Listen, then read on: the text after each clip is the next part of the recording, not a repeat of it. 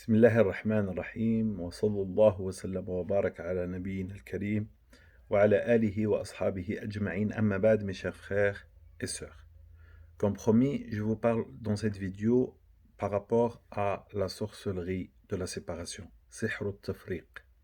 Allah Azza wa Jal, il a parlé de ce type de sorcellerie.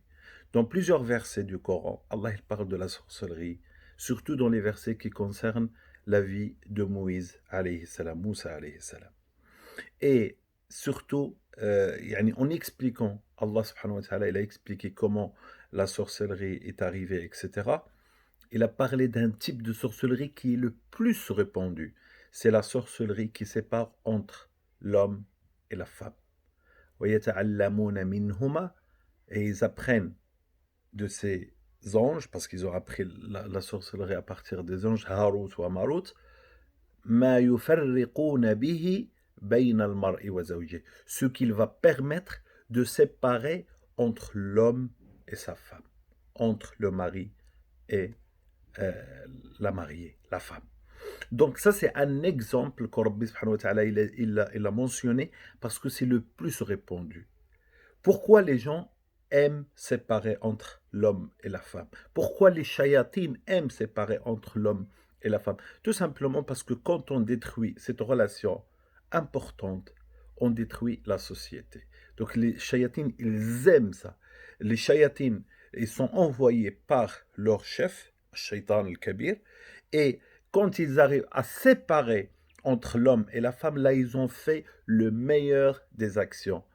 Pour eux, bien sûr. C'est une des pires des actions parce que ça détruit la famille, ça détruit les enfants, ça sépare, ça crée la haine, ça détruit toute la société et toute la communauté.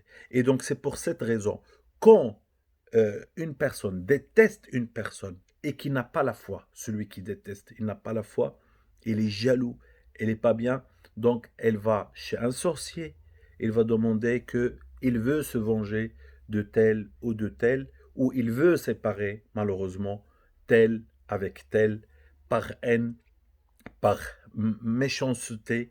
Ne dites pas que la méchanceté n'existe pas.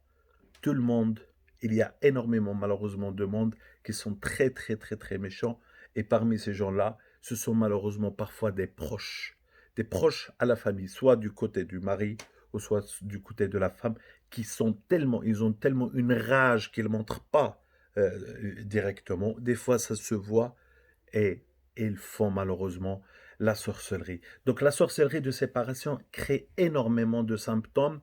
Je vais en parler en premier. Donc, une fois il y a une sorcellerie entre le mari et la femme, qu'est-ce qui va se passer? Donc, toujours, il va y avoir des tensions, toujours des disputes pour rien du tout.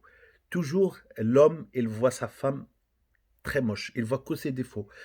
Et c'est pareil. La femme, il voit aussi qu'il est pas beau, qu'il le déteste, qu'il veut qu'il soit loin. Une fois ils sont éloignés, il y a l'amour qui va s'installer. Donc à distance, quand ils se parlent au téléphone, oui, je t'aime, etc., etc. Une fois ils sont approchés, c'est comme si tu approches deux magnétiques du même pôle. Donc ça crée une crise, et ça crée une séparation. Donc il y a toujours des tensions. Il y a toujours, peut-être, ils ne dorment pas ensemble, impossible qu'ils dorment ensemble. Il y a des rêves érotiques, que ce soit chez la femme ou chez l'homme. Les types de sorcellerie qui créent la séparation peuvent être aussi divers. C'est-à-dire, le couple peut-être manger, peut-être avoir suhour, marchouche, c'est-à-dire rejeté à côté de la maison, ou enterré à l'intérieur de la maison, ou caché dans quelques endroits à la maison, ou à l'entrée de la porte, etc., etc. La sorcellerie qui crée la séparation, qui crée la haine entre le couple, que le couple ne se sent bien que lorsqu'ils sont éloignés les uns les autres, se fait, comme je dis, à partir de un nafs. C'est-à-dire, à chaque fois qu'on veut fabriquer, bien sûr, je vous explique parce qu'il faut comprendre comment notre ennemi, comment Shaitan, comment les sorciers, comment les gens qui vont voir les sorciers, ils marchent, parce qu'il faut qu'on comprenne comment ils font pour nous faire autant du mal. Donc, quand on va prendre un exemple très simple. Donc, Mohamed, Aïcha, ils sont mariés. D'accord? Après, il y a une troisième personne qui ne veut pas, qui crée la séparation entre Mohamed et Aïcha. Donc, cette personne, ça peut être ça peut être soit de la famille de Mohammed, soit de la famille d'Aïcha. D'accord? Et il va vouloir créer la séparation. Donc, première des choses qu'il faut retenir, c'est que il va vouloir, mais il n'a pas le pouvoir d'y arriver. Allah subhanahu wa ta'ala dit dans le même verset où il parle de la séparation, il dit وَمَا هُمْ بِضَارِّينَ بِهِ مِنْ أَحَدٍ إِلَّا بِإِذْنِ اللَّهِ. Et ils ne vont pas de faire du mal que si Dieu il le permet. C'est-à-dire, ce troisième personne, ça peut être, comme on dit, la belle-mère, ça peut être la sœur du mari, ça peut être la sœur de la femme, ça peut être tout le monde, ça peut être une voisine, ça peut être une histoire ancienne avec des anciens voisins ou avec une famille ou un truc d'héritage. Donc il y a tellement d'histoires.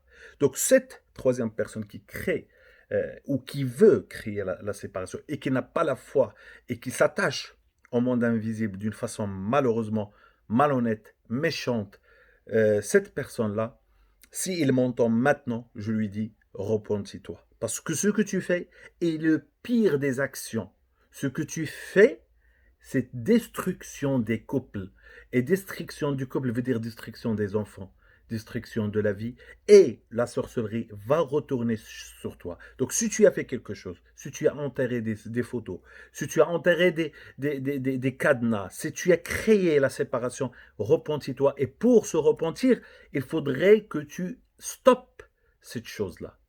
Arrête ce que tu as fait. Détruis ce que tu as fait. C'est toi-même qui peux savoir ce que tu as fait. Donc cette personne-là, pour une raison ou une autre, comme j'ai dit, ça peut avoir des problèmes dans l'histoire, problèmes d'héritage, jalousie, parce que pourquoi elle ou lui se marie et moi je ne me marie pas, parce que. Et ensuite, donc à partir de un-nafs de ces deux gens, de ces deux personnes, rouh, la sorcellerie se fait à partir de l'âme de quelqu'un ou à partir de ce qu'on appelle يعني, يعني de quelque chose qui lui appartient. Ça peut être son odeur, ça peut être ses habits intimes, intérieurs, ça peut être les cheveux, ça peut être quelque chose qui lui appartient, quelque chose qui est à lui. C'est pour ça, souvent, on entend dire, ou les personnes ensorcelées de cette façon, ils se disent « Ah, je vois souvent que mes affaires ils disparaissent. » Ou je vois souvent mes habits intimes, yani, mes slips, excusez-moi pour le terme, etc., ils sont disparus. Ou même, et ces gens-là, il faut qu'ils fassent vraiment attention, surtout les femmes, faites bien attention au moment de menstruer, de ne pas yani, jeter n'importe où yani je sais pas comment ça s'appelle. Donc vous m'avez compris. Les menstrues, faites attention à ça. Faites attention. Ou jette-le au dernier moment où il va arriver les éboueurs, si vous pouvez. Au moins, qu'on ne vient pas fouiller dans vos poubelles. Désolé pour tout ça, mais c'est comme ça. Parce que ça, c'est vraiment votre nefs, le sang qui sort de vous. Le reste de la personne, il faut qu'il y ait une trace. Ça s'appelle la trace de la personne. Les cheveux, quelque chose à vous. Donc quand vous me chotez les cheveux et qu'il y a des gens qui viennent chez vous, faites attention à votre mashta. Et le Nabi sallallahu alayhi wa sallam, il a été ensorcelé à partir de son mashta, à partir de sa peine. Donc faites attention à vos peines. Faites attention à votre salle de bain. Salle de bain, ne laissez pas des restants. Nettoyez-le, bien désinfectez-le après. Et ne laissez personne entrer dans votre maison si vous n'avez pas confiance. Et si vous êtes obligé de les laisser entrer, alors faites bien attention, surveillez-le. Et moi, je sais de quoi je parle. J'ai entendu parler avec mes propres oreilles et j'ai vu des personnes que leur maman, la maman malheureusement, je suis vraiment désolé, mais c'est la vérité. La maman, il vient avec des bror et avec des suhour pour les jeter comme ça sur le lit où ils dorment, le couple. Je ne veux pas faire fuir tout le monde de les belles-mères et des mamans, mais c'est malheureusement avec le djihal. On sait comment ils sont la plupart de nos grands-mères, etc. Malheureusement. Ils ont un gel. Ils pensent vouloir du bien, faire du bien. Et ils se disent dans la tête, ouais, benti, Wildi, m'addeb maaha, il est fatigué avec elle, nanani, nanana. Et elle veut les séparer, soi-disant, elle veut sauver son fils. Parce que elle, Shaitan, il lui a tourné la tête, il lui a dit, cette fille, il n'est pas bien, cette fille, cette fille, cette fille, cette fille, cette fille. Si cette fille, il n'est pas bien, pourquoi ne pas l'aider à être mieux? Les gens, ils changent. Les gens, ils progressent. Donc, c'est pas parce que, supposons, on est tombé sur une fille qui a un défaut ou qui a plusieurs défauts, qu'il ne faut pas essayer de l'aider à s'améliorer. Donc, malheureusement, c'est comme ça. Des fois, la mère peut faire par amour, parce que pour elle, c'est ça l'amour, c'est que je dois protéger mon fils de la serpente pour elle qui s'est mariée avec. Il faut que je sauve mon fils. Et ça, c'est souvent comme ça dans la tête des belles-mères. Je veux sauver mon fils parce qu'il n'a pas pris la bonne et parce qu'il n'a pas pris la bonne décision. Non, laissez votre fils. Votre fils, elle est maintenant assez intelligent. Elle peut faire la différence entre les choses. Il peut comprendre qu'est-ce qu'il va et qu'est-ce qu'il ne va pas. Donc c'est important, mes chers frères et sœurs, d'être conscient, de comprendre l'origine de sorcellerie, de séparation, il vient de tout ça. Des fois, la sorcellerie de séparation peut exister avant le mariage. C'est-à-dire, il y a des personnes, ils vont se retrouver depuis la fiançailles avec beaucoup de blocages, et ça, c'est le cas de djinn amoureux. Et ce djinn amoureux qui peut être chez la femme et chez les hommes.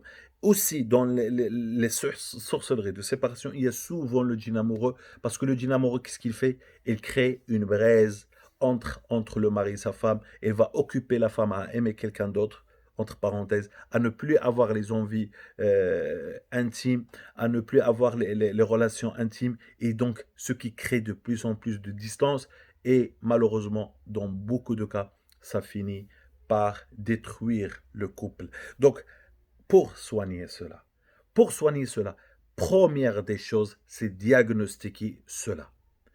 Pour diagnostiquer cela, il ne suffit pas de regarder des vidéos sur YouTube. Il ne suffit pas de juste lire à droite, lire à gauche, lire à droite et se dire, voilà, nous on a une suhour de séparation. La plupart des gens, malheureusement, ils ont une mauvaise diagnostic depuis le départ et ils se mettent à se soigner et ils se soignent n'importe comment, donc ils choisissent le mauvais départ. Donc le diagnostic de sorcellerie, de séparation, il faut que ça soit fait par quelqu'un, même si vous avez beaucoup de symptômes, il faut que ça soit fait par quelqu'un vraiment qui connaît le monde de l'invisible et qui connaît ce domaine très très très bien. Je vous dis pourquoi. Parce que c'est-à-dire les symptômes dont je parle, ils rentrent entre elles, ils sont enchaînés entre elles, ils peuvent se ressembler, ils peuvent se mélanger entre elles, ils peuvent se marier entre elles, et c'est très très très difficile parfois de bien comprendre. Et j'en ai vu des personnes qui viennent convaincues, moi j'ai sorcellerie de séparation, ils sont strictement convaincus, et ça c'est très mal. Parce qu'après moi, je ne peux pas lui dire, tu n'as pas ça, tu as ça. Ou bien quand je lui dis, ça va être du mal pour le faire comprendre. Non, c'est pas cette direction. Pour aller à Paris, c'est par là, et lui, il va par là. Donc la première des choses, dont n'importe quel soin de mal occulte, c'est comprendre mon cas. Et comprendre mon cas, ça ne suffit pas tout seul, comme ça, en lisant, en regardant. Non, c'est un peu comme lorsque vous allez chez un médecin. Vous pouvez chercher sur Internet, vous regardez les symptômes que vous avez parce que vous avez mal là, vous avez mal là, peut-être vous allez trouver, le bon diagnostic, mais le médecin, il va savoir plus. Le médecin, il va comprendre pourquoi parce qu'il vous connaît, parce qu'il a fait tout simplement des études, parce qu'il a énormément d'expérience. Donc on peut se tromper. Comme on peut se tromper dans le monde médical neutre, normal, moderne, on peut très très très bien se tromper dans le monde de l'invisible, dans le monde occulte, et on va prendre la mauvaise direction, et ça j'en trouve beaucoup de problèmes avec des personnes qui viennent et sont convaincues. Écoute, écoute monsieur Maher, moi j'ai djinn, moi j'ai machin. Je dis, ya akhi, ou ya ukhti, si tu sais déjà ce que tu as, pourquoi tu viens me voir? Moi, mon travail, c'est bien sûr de faire la ruqya, mais aussi de voir ton cas avec mes yeux, parce qu'on n'a pas la même vision. parce que nos repères ne sont pas les mêmes. Nos repères ne sont pas les mêmes. Toi, tu t'es orienté par rapport à ce que les gens écrivent ou par rapport à ce que les gens disent. Mais moi, je me repère par rapport à énormément de cas qui se répètent et qui se répètent et qui se mélangent entre eux et qu'il faut trouver le bon cas et la comprendre et lui montrer qu'est-ce qu'il lui faut. Parce que ce qu'il lui fait, il lui faut à tel, c'est pas ce qu'il lui faut à tel, ce qu'il lui faut à tel, ce qu'il lui faut à tel. Et parfois, c'est-à-dire les molécules se mélangent tellement entre elles que l'aïn rentre dans le suhour, rentre dans le djinn, rentre dans le machin, rentre dans le truc, et puis ça se mélange entre les familles, etc., etc. Donc, j'espère que vous me comprenez ce que je veux dire. Donc, c'est important. Et le début, c'est la compréhension. Et c'est pour cette raison, beaucoup d'entre vous, ils vont bien comprendre pourquoi autant d'années de soins, j'écoute des YouTube, j'ai vu plein de rapis, j'ai fait des traitements, je regarde machin, et ça ne marche pas. Pourquoi?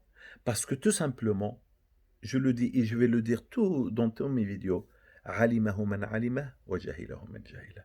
Il l'a su celui qui l'a su et il l'a ignoré celui qui l'a ignoré. Donc le Nabi sallallahu alayhi wa sallam, quand il a dit ça, il sait de quoi il parle. Quand on ne sait pas c'est quoi notre maladie occulte, on ne peut pas le soigner tout simplement. On ne peut pas. J'ai mal à la gorge et je soigne le mal au ventre. Ou je sais pas moi, c'est pas normal. Je vais soigner pendant des années et ça ne marche pas. Donc la compréhension, on a besoin de quelqu'un qui nous aide à comprendre. Et c'est pas à distance, il faut que des fois même l'oracle, avec toutes les expériences qu'il a, il aura besoin de voir le même malade 2 fois ou 3 fois pour comprendre. Parce que c'est pas si simple que ça.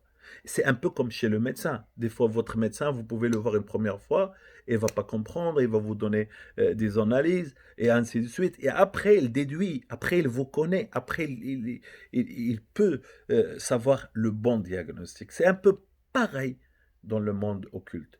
Et la compréhension guide, et subhanallah, quand on comprend le mal occulte de quelqu'un, wallah al-adim, la ruqya, elle est ciblée. Yani, il va là où il faut.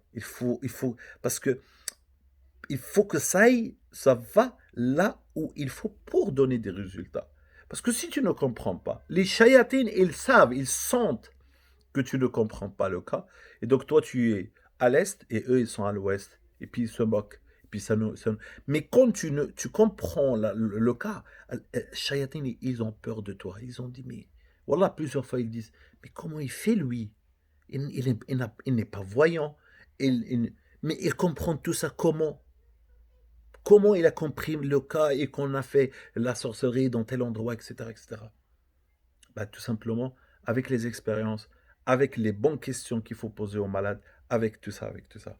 Donc, c'est important, première chose, la compréhension de la maladie. Deuxième des choses, s'attacher à Rabbi subhanahu wa ta'ala et de faire beaucoup de repentir. لأن c'est une épreuve, le mal occulte c'est une épreuve et donc il faut avoir beaucoup de patience, beaucoup de s'approche à Rabbi subhanahu wa ta'ala, il faut s'approcher à Rabbi, dua, ad-dhikr, beaucoup parce que la sorcellerie de séparation, c'est pas une chose facile. Et la conscience entre le mari et la femme, il faudrait qu'ils soient solidaires. Il faudrait que ne pas encore créer plus de tension. Quand quelqu'un est énervé, l'autre il faut qu'il baisse. Ou éviter, quand il y a des nerfs, quand il y a des tensions, le mari il sort, il change de solution et éviter d'en parler. Parce que dès que vous allez parler sur le mal occulte, sur la sorcellerie, sur ça, après ça crée des tensions. Oui, c'est ta mère qui a fait, c'est ton frère qui a fait, ta, ta, ta, ta, ta, ta, ta. Après, ça part malheureusement dans tous les sens et ça crée énormément de problèmes. Donc c'est important que vous soyez intelligents, le mari et la femme. Il faudrait que tous les deux, vous soyez conscients de ce qui vous arrive et que vous vous soigniez correctement. N'allez jamais chez les charlatans. Les charlatans, ils vont vous perturber encore plus. Les sorciers, les gens qui vous demandent votre nom, le prénom de vous et le prénom de votre maman, qui vous demandent de faire des choses pas normales, qui peuvent vous dire à l'avance ce que vous avez, ces gens-là, oubliez. Si vous allez chez un raqi qui parle tout le temps avec les djinns, les djinns, oubliez-le.